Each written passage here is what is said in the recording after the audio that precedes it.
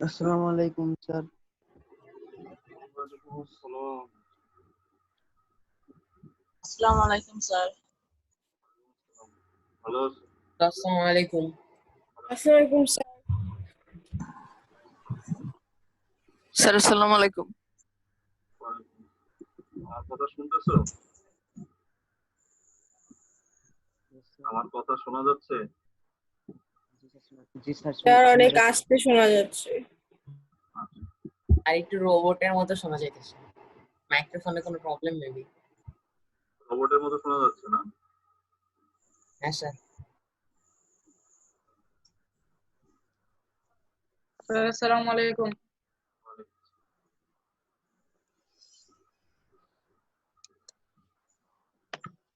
Sir আমাদের কি syllabus কমবে? সিলেবাস কমবে না, সিলেবাস বাড়বে। সবাই আসুক, পরে সিলেবাসের কথা বলবো। হ্যাঁ, গতকালকে আমাদের একটা মিটিং হয়েছিল।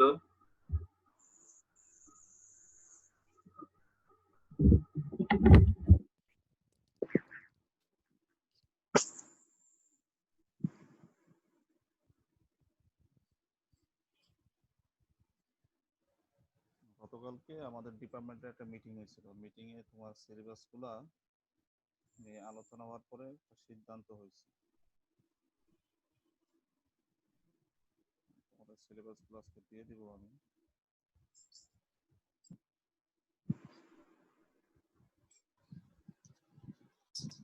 স্যার আপনার কথা শোনা যায় না। এখন শোনা যায় না? কিছু বললে না শুনবা?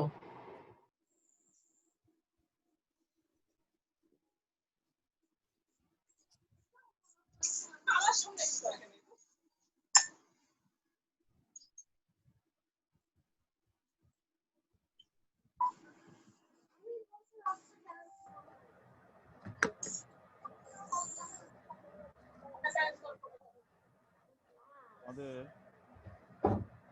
7 এর সিলেবাস হচ্ছে চ্যাপ্টার 4 এর পার্ট 1 থেকে 13।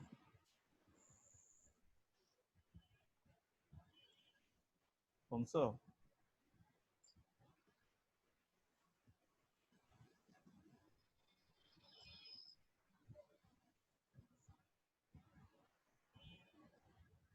স্যার সিলেবাসটা আরেকবার বলবেন?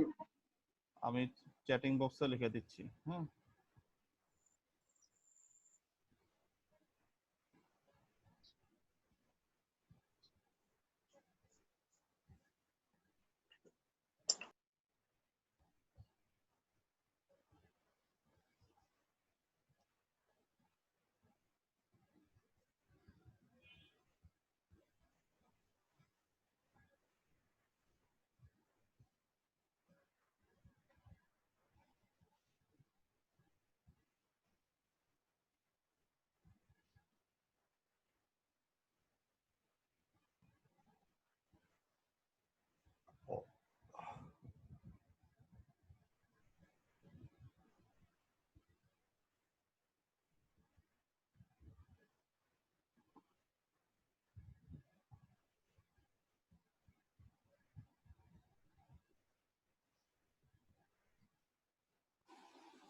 স্যার হ্যাঁ।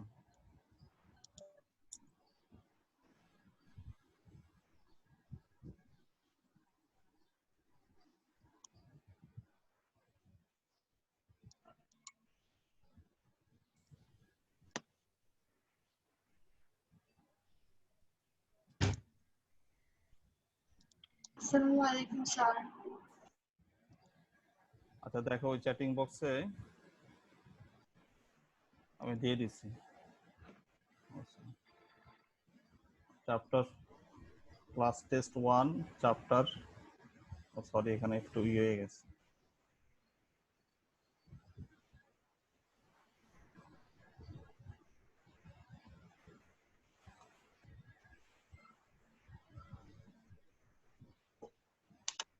চ্যাপ্টার 4 লেসন 1 to 13, মানে পার্ট 1 থেকে 13 পর্যন্ত। বুঝছো? জি স্যার। জি স্যার লিখছি। বুঝছো? আচ্ছা,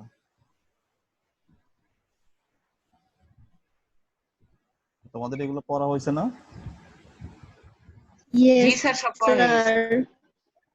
সব তো শেষই তোমাদের, তাহলে আর টেনশন কিসের? এখন অবজেক্টিভ গুলো ভালো করে পড়ো, যেহেতু 25টা অবজেক্টিভ হবে আর পরীক্ষাগুলো ওইভাবেই হবে, গত পরীক্ষাটা যেভাবে হয়েছে ঠিক ওইভাবেই হবে। তুমি খাতায় স্যার লিখবে। একটা কোয়েশ্চেন ছিল। হ্যাঁ বলো। স্যার আমরা কি এমসিকিউ গুলা খাতায় লিখে তারপর গুগল ফর্মে সাবমিট করব? হ্যাঁ হ্যাঁ, খাতায় লিখে গুগল ফর্মে ক্লিক করবা, আর এই খাতায় লিখে ঠিক আগের মতো হোয়াটসঅ্যাপে পাঠিয়ে দিবা, বুঝছো? এই খাতায় লেখার কারণটা হচ্ছে তোমার সিকিউরিটি। কোনো কারণে যদি তুমি গুগল ফর্ম সাবমিট আসসালামু আলাইকুম। করতে যদি না পারো কোনো কারণে, সেই ক্ষেত্রে এই খাতাটা দিয়ে আমরা তোমার পরীক্ষার যে দিছো এটা প্রমাণ হিসেবে কাজ করে তোমার খাতা, বুঝছো? স্যার আমি এতক্ষণ স্যার। আসতে পারি না, জি স্যার। ইংলিশ সিলেবাস কি? স্যার চ্যাটিং বক্সে দেখো। বলো। স্যার এই যে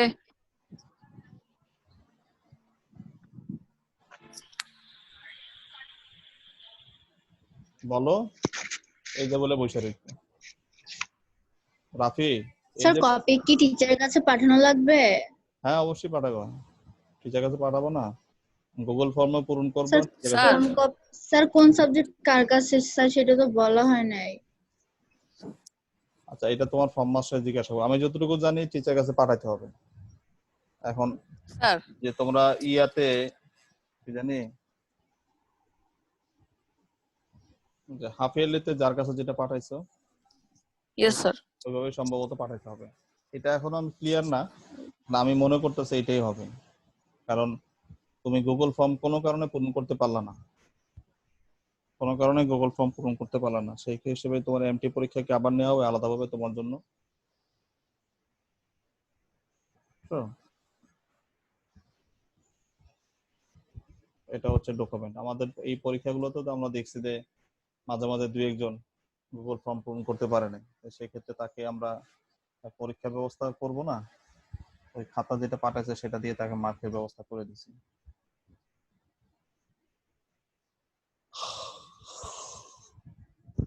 আজকে আমরা কোন টপিক পড়ব? তাহলে আমাদের সিলেবাস নিয়ে আর কোনো কথা নেই, সিলেবাস আমরা পেয়ে গেলাম, আর যেহেতু আমাদের সিলেবাসের যেগুলো ছিল আমরা পড়ছি আগে থেকে, সুতরাং এটা স্যার নিয়ে একটু আরেকবার বলবেন? কি আবার বলবো? চ্যাটিং বক্সে দেখো, আর তোমাদের কোনো প্রবলেম থাকলে তোমরা গ্রুপে নিজেরা ডিসকাস করে নিও। চ্যাটিং বক্সে দেখো কি দেয়া আছে। স্যার নেই। কি নাই? স্টেডিং বক্স আমি কিছু দেখতেছি না। স্যার আমিও কিছু দেখতে পাচ্ছি না। স্যার ওরা মনে হয় আপনি দেওয়ার পরে জয়েন করছে, স্যার আবার দিয়ে দেন।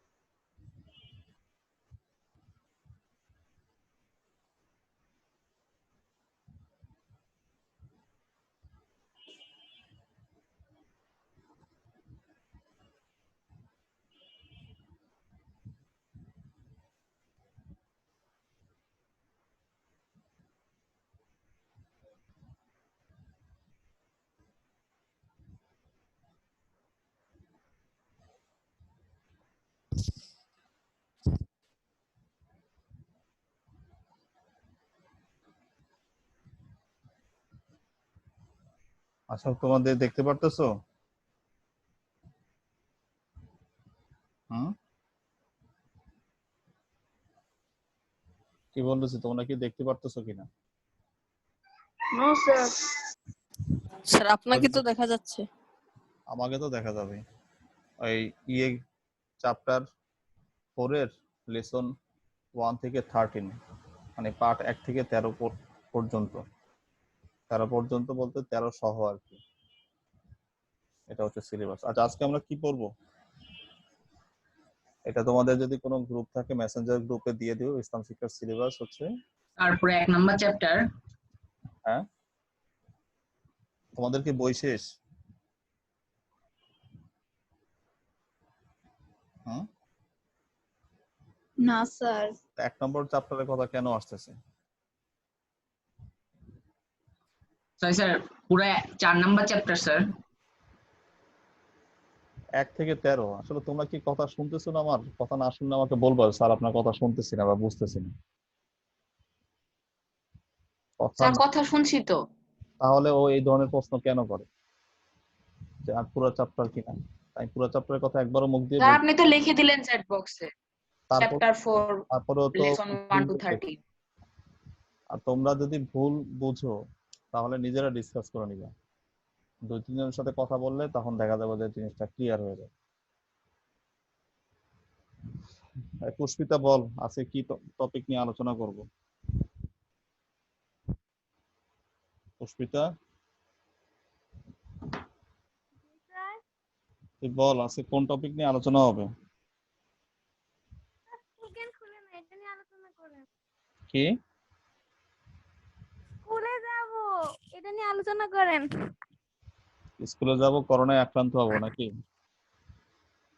স্যার আক্রান্ত হইলো আপনাদের মাইন্ড না খাইতে খাইতে, মানে ফ্রেন্ডসদের বকার সঙ্গে না শুনতে শুনতে কেমন জানি হয়ে যেতেছে।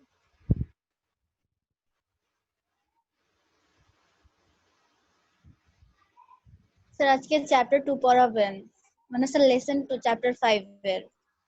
হুম, ওই একজন বলতেছে যে সরকারি প্রাইমারি স্কুল নাকি খুলে দিবে।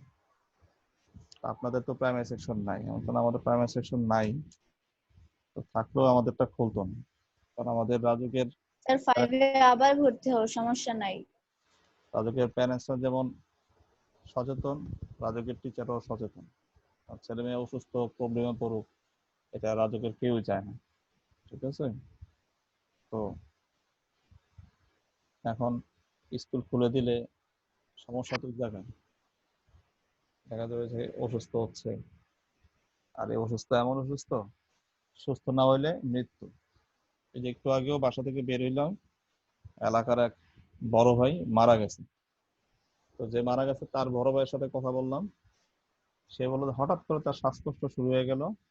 আমি ওই সিলিন্ডার আর তার উত্তরা থেকে আনতে আনতেই সে মারা গেল। বুঝছো? এই করোনার সবচেয়ে বড় সমস্যা হচ্ছে শ্বাসকষ্ট। শ্বাসকষ্ট শুরু হলে ওই নেবুলাইজার দিয়ে ওইভাবে কাজ হয় না। নর্মালি তো আমাদের শ্বাসকষ্ট শুরু হলে আমরা বাসায় নেবুলাইজার, যাদের মেশিন আছে তারা নেবুলাইজার দেয়, আর যাদের শ্বাসকষ্টের সমস্যা নাই, মানে নর্মালি হলে এলাকার ডিসপেন্সারিতে গেলে নেবুলাইজার দিয়ে তোমার প্রবলেমটা কিছুটা হলেও রিমুভ হয়। করোনার যে অবস্থা, এটা তোমার অক্সিজেন দিতে হয়, নেবুলাইজার দিয়ে কাজ হয়, অক্সিজেন দিতে হয়। আর অক্সিজেনের ব্যবস্থা তো সাধারণত হসপিটালে থাকে। আর এখন আমরা প্রয়োজনে বাসা বাড়িতে অক্সিজেনের সিলিন্ডার কিনে নিয়ে আসি। তো স্কুলে গেলে প্রবলেম আছে, এই প্রবলেমের কারণে মূলত স্কুলে তোমাদেরকে পাঠানো হচ্ছে। যাই হোক, এখন আল্লাহ এই পরিস্থিতি থেকে আমাদেরকে উদ্ধার করুক, এই দোয়াই আমরা করি। আর উদ্ধার হলে তো আমরা স্কুলে যাবই। আমরা যে বাসায় বসে ক্লাস নিচ্ছি। স্যার স্যার একটা কথা জিজ্ঞেস করি।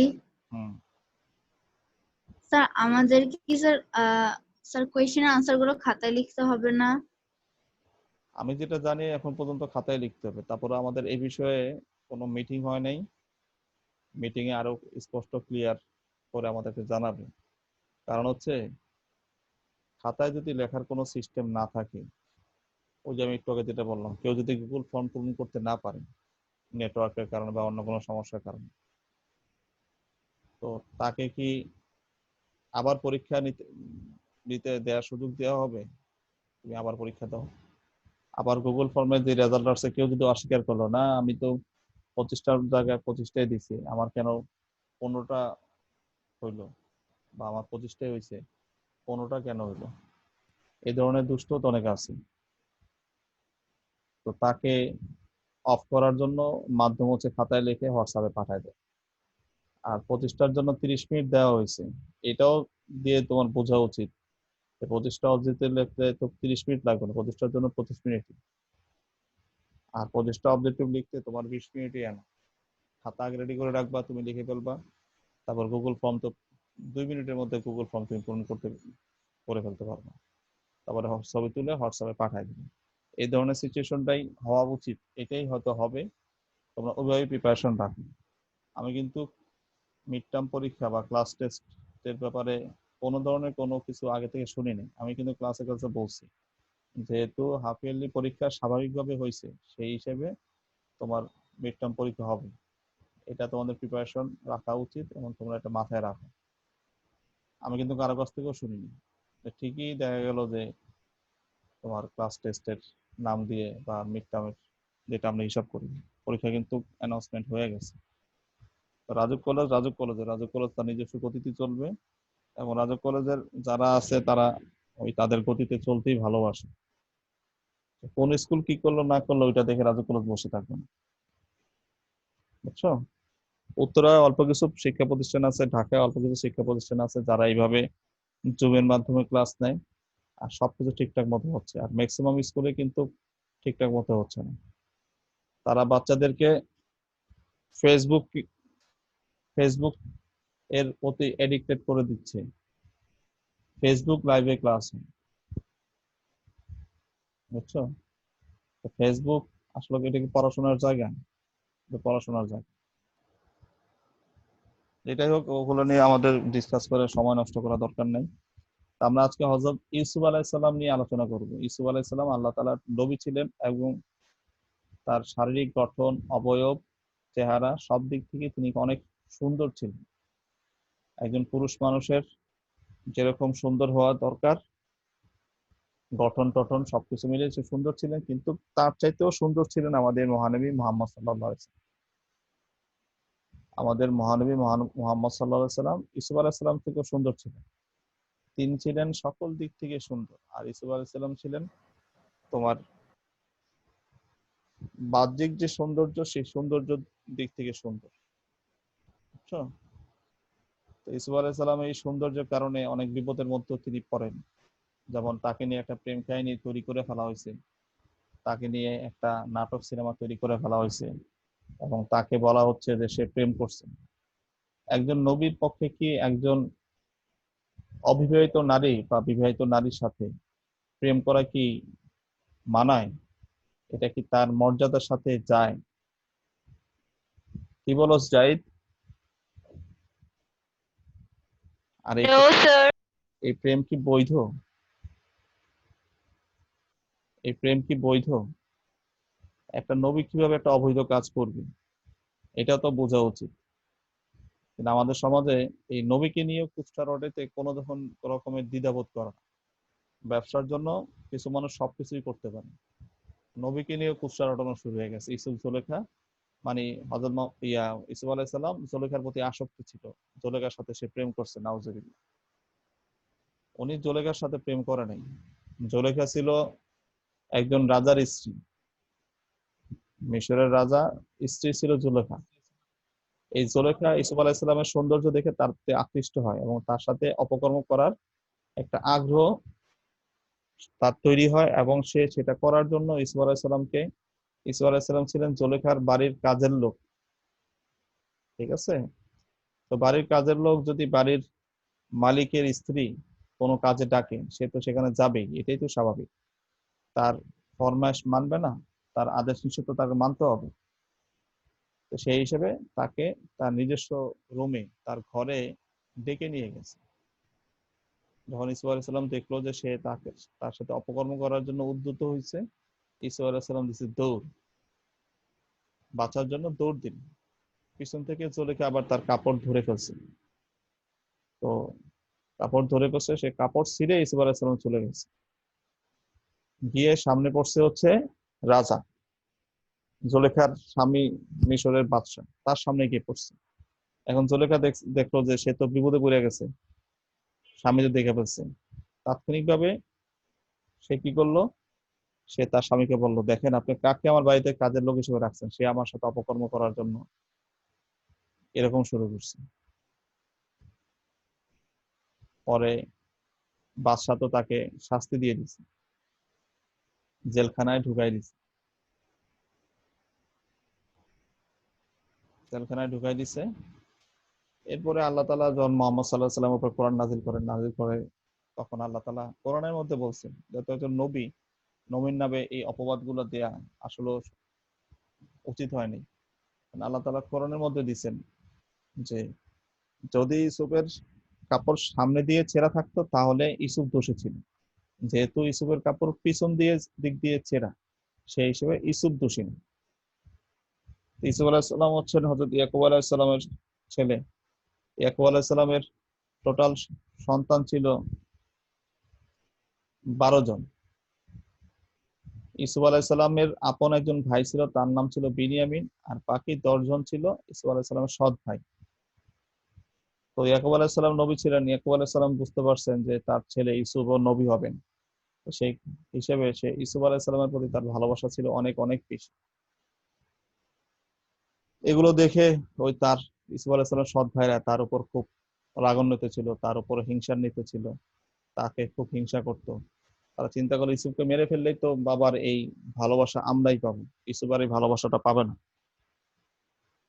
পরবর্তীতে ইউসুফ আলাইহিস সালামকে তারা বাবার কাছে বলে খেলার কথা নিয়ে গেল মাঠে, এবং তাকে কুয়ার মধ্যে ফেলে দিয়ে আসলো।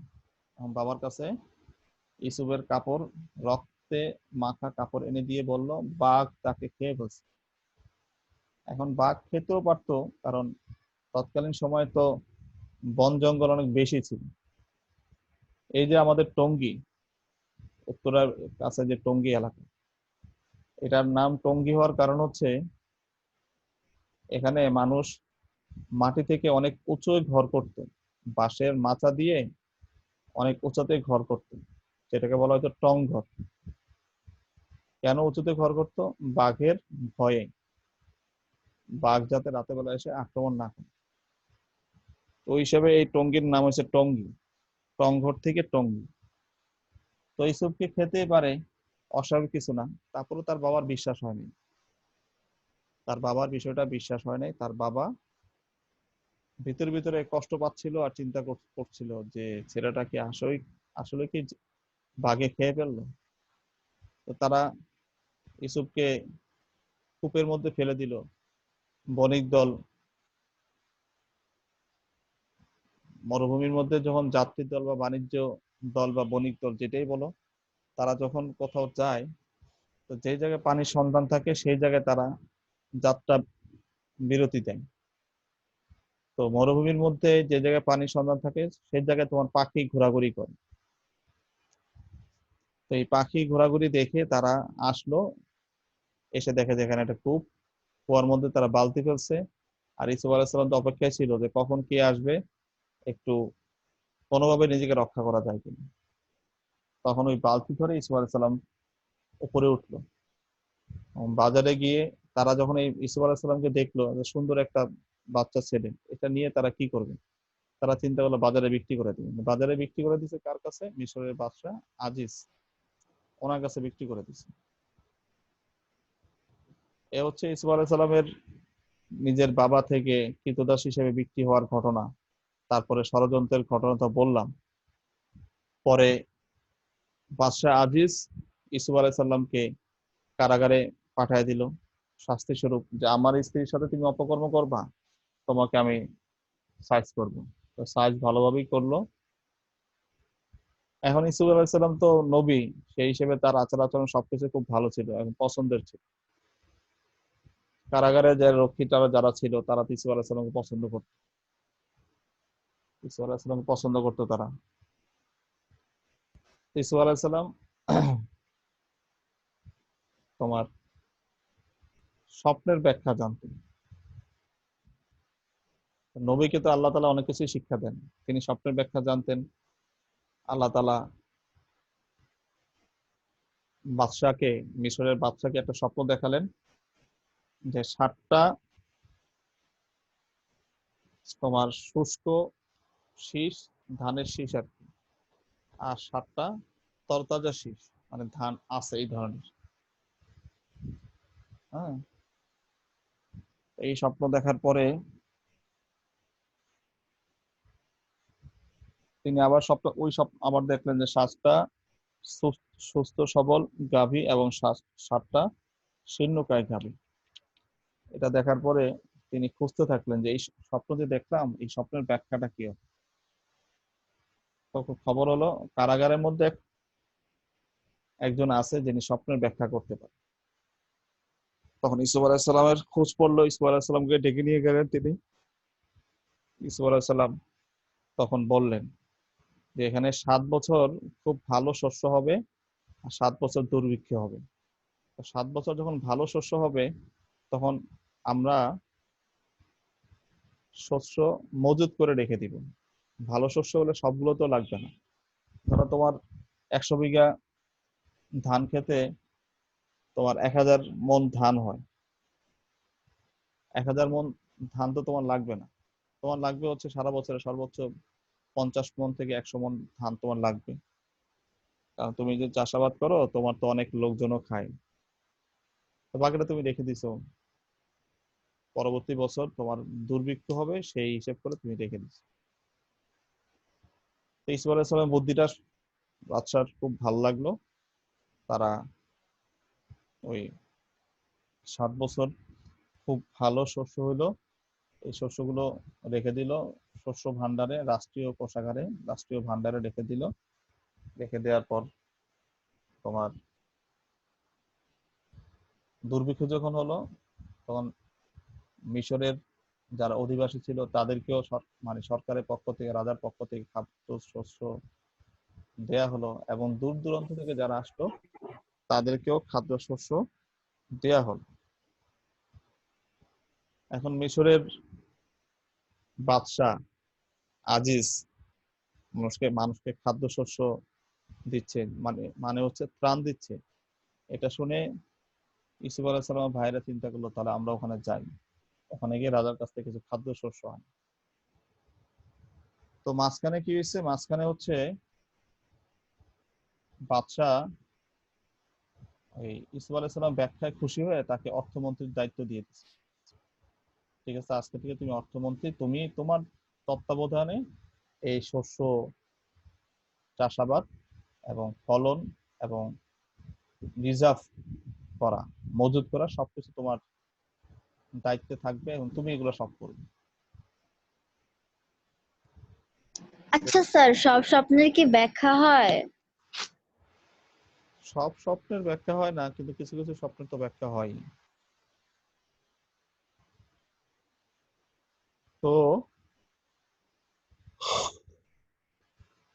এখানে তার ভাইরা যখন আসলো ইউসুফ আলাইহিস সালাম তো চিনতে পারেন, মানুষ যখন ছোট থাকে তখন মানুষের চেহারা একরকম থাকে, আস্তে আস্তে যখন বড় হয় চেহারাটা কিছুটা পাল্টায়। ইউসুফ আলাইহিস সালাম তো তখন ছোট ছিল, তো তার চেহারা একটু পাল্টায় গেছে, তারা ভাইরা তার চিনতে পারে না, কিন্তু ভাইরা তো বড় ছিল, ইউসুফ আলাইহিস সালাম তাদেরকে দেখে তো চিনে ফেলে। চিনে ফেলার পর সে তাকে পরিচয় দেয় নাই, তাদের খাবার দিয়ে দিছে এবং সাথে বলে দিছে তোমাদের না আরো ভাইটাই আছে নাকি? হ্যাঁ, আমাদের আরেকজন ভাই আছে, নাম কি? বিনিয়ামিন। ঠিক আছে, তাকে সাথে করে নিয়ে এসো, সামনের বার বেশি করে খাবার দিয়ে দিই। পরের বার বিনিয়ামিনকে নিয়ে আসলো, আসার পরে ইউসুফ আলাইহিস সালাম বিনিয়ামিনকে বললো তুমি আমার সাথে কয়দিন থাকো। বিনিয়ামিন যখন বাদশাহ যখন রিকোয়েস্ট করতেছে, অনুরোধ করতেছে, তখন সে বলল ঠিক আছে তাহলে আমি থাকি। ভাইদেরকে বললো আমি ওনার সাথে থাকি। তখন ইউসুফ আলাইহিস সালাম ওনারা চলে যাওয়ার পর বিনিয়ামিনকে পরিচয় দিল যে আমি তোমার ভাই ইউসুফ। এরপরে ইউসুফ আলাইহিস সালামের ভাইরা খাবার নিয়ে চলে গেল এবং বলল সামনের বার আসলে তোমাদের বাবাকে নিয়ে আসো। তোমার বাবা জীবিত আছে না? বললো হ্যাঁ। পরের বার বাবারে নিয়ে আসলো, তখন ইউসুফ আলাইহিস সালাম পরিচয় দিল আমি সেই ইউসুফ যাকে তোমরা কুয়ার মধ্যে ফেলে দিয়েছো, আল্লাহ আমাকে এইভাবে সম্মানিত করছে। তখন তার ভাইরা তো ভয় পেয়ে গেল যে মন্ত্রীর সাথে আমার ভাই তো এখন মন্ত্রী, তার সাথে এই ধরনের আচরণ করছে, সে যদি আমাদের শাস্তি দেওয়া শুরু করে তাহলে আমরা কিভাবে কি করবো, বাঁচবো কিভাবে? তখন ইসুফ আলাইহিস সালাম বললো যে লা তাসরিবা আলাইকুমুল ইয়াউম, তোমাদের উপরে আমার আর কোনো অভিযোগ নেই আজকে। কোরআনের মধ্যে এই ঘটনাগুলো দেয়া আছে।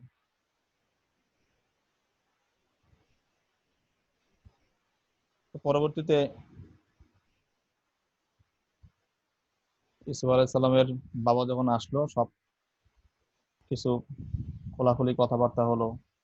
তারপরে তাদের ইসুফ আলাইহিস সালামের যে ভাইরা যারা ছিল তাদেরকে তিনি মাফ করে দিলেন এবং তারা একসাথে বসবাস করা শুরু করলেন আবার।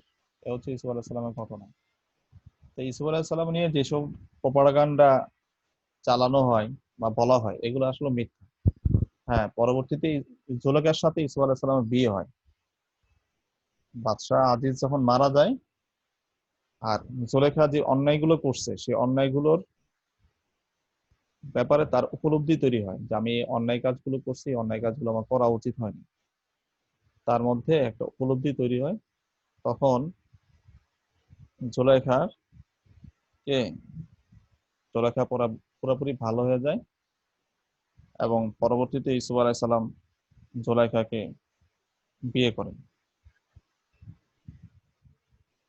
এ হচ্ছে ইসুফ আলাইহিস সালামের ঘটনা। কারো কোনো কোশ্চেন আছে?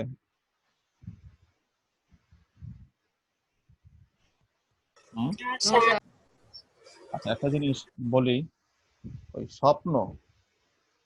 স্বপ্ন যদি কেউ দেখো তাহলে তোমার যদি মনে হয়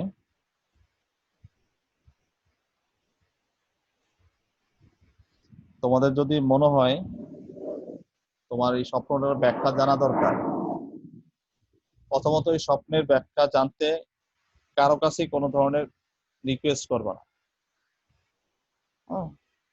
আচ্ছা না, যার তার সাথে কথা বলা, যার তার সাথে কথা বলবা না স্বপ্নের বিষয়ে। হ্যাঁ, কোনো যোগ্য ব্যক্তি যদি তোমার মনে হয় যে এই ব্যক্তিটা স্বপ্নের ব্যাখ্যা করতে পারবে তাহলে তার কাছে বলবা। তা না হলে স্বপ্নের যদি কেউ ভুল ব্যাখ্যা করে আর স্বপ্নের ব্যাখ্যাটা যদি সুন্দর হয়, কেউ যদি ভুল খারাপ ব্যাখ্যা করে তাহলে কিন্তু ওই ব্যাখ্যাটা খারাপ যেটা করলো সেটাই বাস্তবায়ন হয়ে যায়। হ্যাঁ, এই জন্য স্বপ্নের ব্যাখ্যা অত জানতে চাওয়া দরকার নাই। আর যদি জানতে খুবই ইচ্ছা স্যার করে, ভালোটা ভালোটা যদি জানতে ইচ্ছা করে তাহলে যে ব্যক্তি অভিজ্ঞ মনে হয় সেই ব্যক্তিকে জিজ্ঞাসা করবা। আমাদের মাদ্রাসার লাইনে একটা সময় তোমার স্বপ্নের ব্যাখ্যা পড়ানো হতো। এই ব্যাখ্যাকে আরবিতে বলা হয় তাবির। হুম, এখন এগুলো পড়ানো হয় না। আগে মাদ্রাসা যারা পড়তো তারাই ব্যাখ্যাগুলো জানতো। এখন যেহেতু স্যার আপনি পড়ছিলেন? না, আমি এটা পাইনি। তো স্যার এখানে কি পড়াইতো? স্যার কি পড়াইতো যে কি হইলে কি হবে এরকম? হ্যাঁ হ্যাঁ, অনেক রুলস এর ভিত্তিতে, কিছু রুলস এর ভিত্তিতে বলা হতো যে এই ধরনের কেউ কিছু দেখলে এটা হবে। স্যার আপনি জানেন? না না, আমি জানি না। আমি যখন পড়ছি আমাদের সময় এগুলো পড়ানো হয়নি, বুঝছো? তো ইবনে সিরিনের একটা বই পাওয়া যায় স্বপ্নের ব্যাখ্যার জন্য। ইবনে সিরিনের একটা বই পাওয়া যায়, তোমরা ইচ্ছা করলে ইবনে সিরিনের বইটা কালেক্ট করতে পারো স্বপ্নের ব্যাখ্যার জন্য, বুঝছো?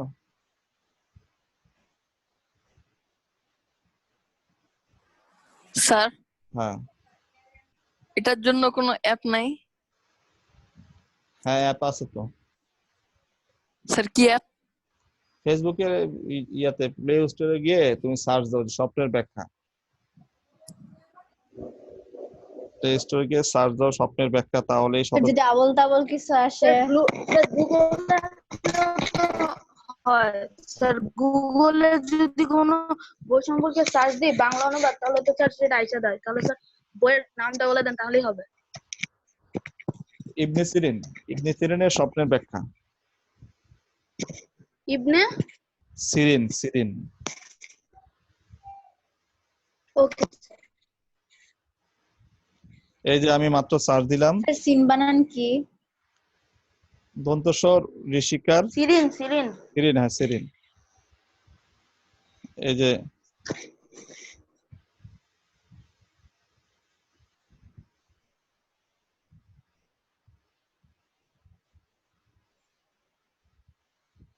অনেক বই আছে, বুঝছো? যেমন স্বপ্নে কি দেখলে কি হয়, স্বপ্নের সঠিক ব্যাখ্যা, কোরআন সুন্নাহর দৃষ্টিতে স্বপ্নের ব্যাখ্যা, ইসলামে স্বপ্নের ব্যাখ্যা, অনেক বই আছে। প্লে স্টোরে থাকবে না এমন কোনো কথা আছে? হ্যাঁ, প্লে স্টোর তো পাগলও বসে থাকে যে আমার একটু কেউ ইনস্টল করুক, ইনস্টল করে তার মোবাইলে নিয়ে যাক। হ্যাঁ, বুঝছো? আচ্ছা, ইউসুফ আলাইহিস সালাম জীবনীটা ভালো করে পড়ো। আজকের মতো আল্লাহ হাফেজ। হ্যাঁ, আর আচ্ছা সিলেবাসটা। স্যার, হ্যাঁ স্যার হ্যাঁ। স্যার ভবিষ্যৎবাণী কি করা যায়? ভবিষ্যৎবাণী আসলে স্যার আমিও গুগলে পাইছি এই বইটা। ভবিষ্যৎবাণী করা যায় না বিষয়টা এরকম না। কিছু কিছু বিষয়ের আদলে কিছু কিছু বিষয় তো বলাই যায়। তুমি এই সুইমিং পুলে 3 ঘন্টা গোসল করছো, তোমার আম্মু বলে দিল তুই 3 ঘন্টা গোসল করছিস না, আমার কথা না শুনে দেখবি আজকে তোর জ্বর আসবে। ঠিকই রাত্রেবেলা জ্বর চলে আসছে। এখন তোমার কাজ দেখে স্যার কিন্তু এটা কখনো কখনো হয়ও না। কেন স্যার আমার যখন জন্ডিস হয়েছিল তখন এত গোসল করছি তাও স্যার কোনো জ্বরই আসে নাই। জন্ডিসের সময় জ্বর আসে না, কারণ হচ্ছে যে জন্ডিস সময় পানি বেশি বেশি করে তোমার ব্যবহার করলে জন্ডিস ভালো হয়, ওই জন্য ওই কারণে জ্বর আসে না, ওই সময় জ্বর আসে, বুঝছো? এটাও একটা জন্ডিসের চিকিৎসা, যে পানির মধ্যে বেশিক্ষণ সময় থাকা। তো ওই অনেক কিছু দেখে বোঝা যায় যে একটা ছেলে পড়াশোনা নিয়ে অনেক পরিশ্রম করতেছে, তো তাকে বলা হলো যে না, তোমার এই পরিশ্রমের কারণে বোঝা যাচ্ছে তুমি একটা সময় ভালো একটা পর্যায়ে পৌঁছবে। আসলে তো এটাই হয়, যারা পড়াশোনা খুব বেশি করে করে, বেশি পরিশ্রম করে, সঠিক গাইডলাইনে চলে, তো পড়াশোনা শুরু করলেই হবে না, সঠিক গাইডলাইনেও তোমার থাকতে হবে, তাহলে দেখা যায় যে একটা সময় সে খুব ভালো পর্যায়ে পৌঁছবে। তো ইউসুফ আলাইহিস সালাম জীবনীটা শর্টকাট করে খাতায় লিখে হোয়াটসঅ্যাপে পাঠায় দিন। আর যে সিলেবাস দেওয়া হলো ফুটিয়ে ফুটিয়ে প্রত্যেকটা অবজেক্টিভ পড়বা। জি স্যার। ঠিক আছে, আজকের জন্য। স্যার